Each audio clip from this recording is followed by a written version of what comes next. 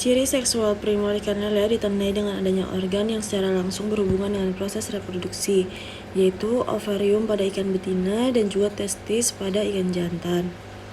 Dari hasil praktikum, kami mendapatkan ikan lele jantan, yaitu dari ciri-cirinya ada alat kelamin yang terletak di bawah anus dan memanjang atau berbentuk ke arah belakang. Lele yang didapatkan juga mempunyai bentuk tubuh yang ramping dan memanjang. Saat lele tersebut diurut juga terdapat cairan sperma yang keluar dari alat kelamin. Materi selanjutnya adalah organ reproduksi. Organ reproduksi ikan dapat diklasifikasikan berdasarkan jenis kelaminnya.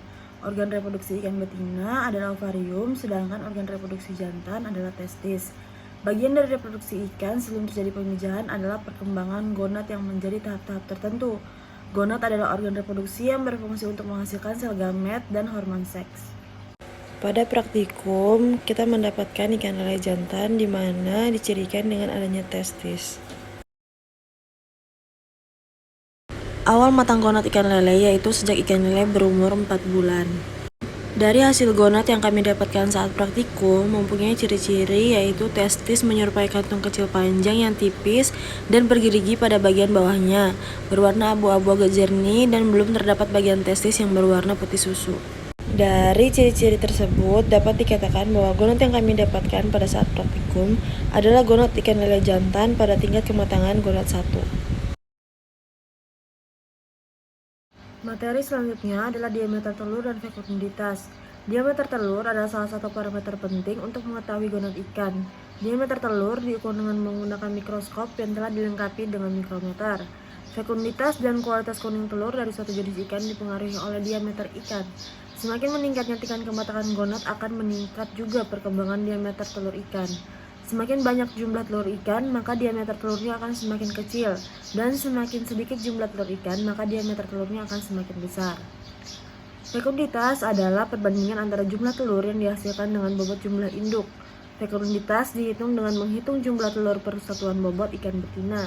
Fekunditas individu, fekunditas mutlak, dan fekunditas total adalah jumlah telur yang didapatkan dalam ovari ikan. Fekunditas diasumsikan sebagai jumlah telur yang terdapat dalam ovari pada ikan yang telah mencapai tingkat kematangan gonad 3, 4, dan 5. Ada beberapa metode yang dapat digunakan untuk menghitung jumlah telur. Yang pertama ada metode jumlah yang dilakukan dengan cara menghitung telur satu per satu. Kemudian ada metode volumetrik yaitu dilakukan dengan cara mengukur volume keseluruhan telur ikan. Selanjutnya sebagian kecil telur diambil untuk diukur volumenya. Ada metode gravimetri yaitu dilakukan dengan cara menimbang berat keseluruhan telur ikan. Selanjutnya sebagian telur ikan diambil untuk ditimbang beratnya. Ada metode Van Baer yaitu dengan menghitung garis tengah rata-rata telur dan menghitung volume dari telur, kemudian dibandingkan dengan tabel Van Baer. Metode umum yang digunakan untuk mengukur fekunditas adalah metode gravimetri. Metode ini dilakukan dengan mengoleksi seluruh gonad dari dalam perut ikan, kemudian ditimbang, kemudian sebagian gonad tersebut diambil sebagai sampel untuk ditimbang. Selanjutnya butiran telur dihitung. Gonad tersebut diawetkan dengan larutan Gilson untuk melarutkan dinding sel gonad sehingga butiran telur terlepas. Larutan Gilson dapat melarutkan jaringan-jaringan pembungkus telur sehingga mempermudah dalam perhitungan butir-butir telur. Perhitungan fekunditas ikan dengan metode gravimetri mempunyai rumus F sama dengan G besar per G kecil dikali N. F merupakan fekunditas, G besar merupakan berat gonad total, G kecil merupakan berat gonad contoh, dan N merupakan contoh jumlah telur contoh. Berikut merupakan contoh perhitungan dengan metode gravimetri. Diketahui berat gonad total 80 gram, berat gonad contoh 20 gram, dan jumlah telur contoh 40 gram. Dihitung, kita mencari fekunditasnya yaitu dengan F sama dengan G besar kurang G kecil dikali N, yaitu 80 dibagi 20 dikali 40 sama dengan 160 butir. Materi selanjutnya adalah Hepatosomatics Index dan Gonadosomatics Index. Hepatosomatics Index merupakan rasio bobot hati terhadap berat badan. Nilai Hepatosomatics Index merupakan indikasi status cadangan energi pada hewan, khususnya pada ikan. Hepatosomatics Index ini merupakan bioindikator keterpaparan kontaminan dan digunakan dalam ilmu perikanan sebagai indikator cadangan di hati. Untuk Gonadosomatics Index merupakan indikator yang memberikan informasi struktural mengenai kesehatan reproduksi ikan dan masa perkembangbiakan ikan dan status pematangan gonad.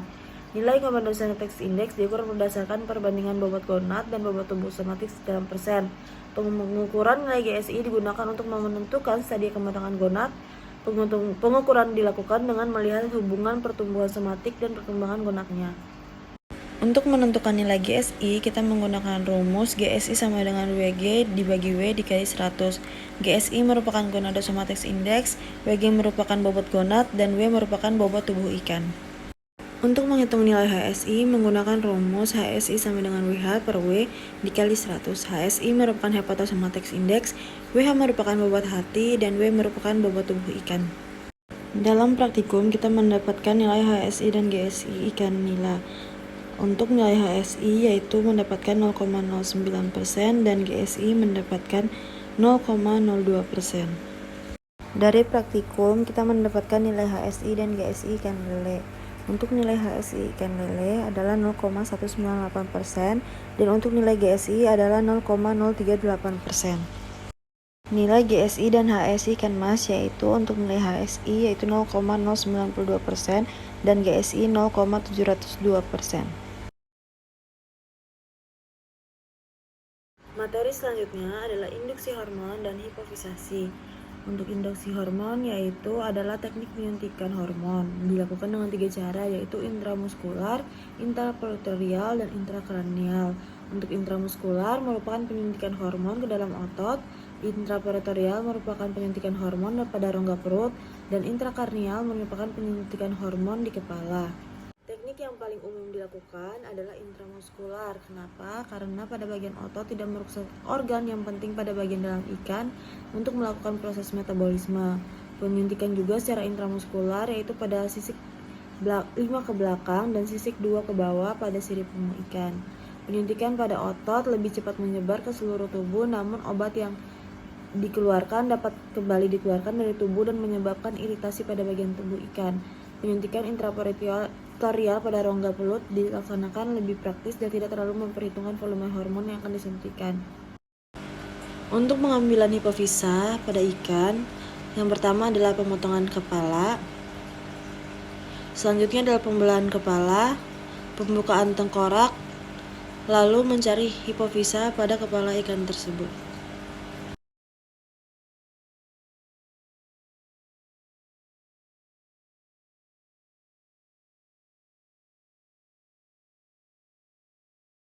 Materi selanjutnya adalah seks reversal dan asetokarmin. Seks reversal atau teknologi pengerahan kelamin merupakan salah satu teknik produksi monoseks yang menerapkan rekayasa hormonal. Rekayasa hormonal digunakan untuk merubah karakter seksual dari betina ke jantan atau maskulinasi, atau dari jantan ke betina atau feminisasi. Aplikasi seks reversal untuk maskulinasi dapat dilakukan dengan menggunakan bahan sintesis hormonal secara oral melalui pakan, perendaman saat embrio, larva atau induk, dan suntikan atau implantasi. Teknik seks reversal dilakukan untuk memproduksi monoseks jantan dengan menggunakan hormon melalui perendaman, penyuntikan, dan pakan. Asetokarmin adalah suatu zat pewarna yang digunakan untuk proses pewarnaan, seperti pewarnaan gonad pada suatu organisme untuk mengetahui jenis kelaminnya. Metode pewarnaan asetokarmin dilakukan secara histologis dengan alat bantu mikroskop. Penggunaan asetokarmin mempermudah dalam identifikasi jenis kelamin ikan yang masih sulit diidentifikasi secara langsung berdasarkan ciri-ciri dari gonad. Langkah-langkah untuk membedakan jenis kelamin ikan yaitu pertama, potong bagian diinsang dari bagian linear lateralis agar tidak menghancurkan selaput pencernaan. Kemudian, ambil gonad yang telah didapat, kemudian taruh di kaca preparat. Ambil gonadnya jangan semuanya, kemudian cacah gonad sampai benar-benar halus, lalu tambahkan larutan asetokarmin dan tutup dengan cover glass. Lalu jangan sampai kering. Kemudian amati menggunakan mikroskop untuk mengetahui kelamin yang ada pada gonad tersebut. Berikut merupakan hasil yang didapat menggunakan mikroskop. Selanjutnya adalah teknik bioassay. Bioassay atau disebut juga uji biologis merupakan prosedur yang digunakan untuk mengetahui konsentrasi, kemurnian, dan aktivitas biologi suatu zat seperti obat atau hormon dengan mengukur efeknya pada suatu organisme.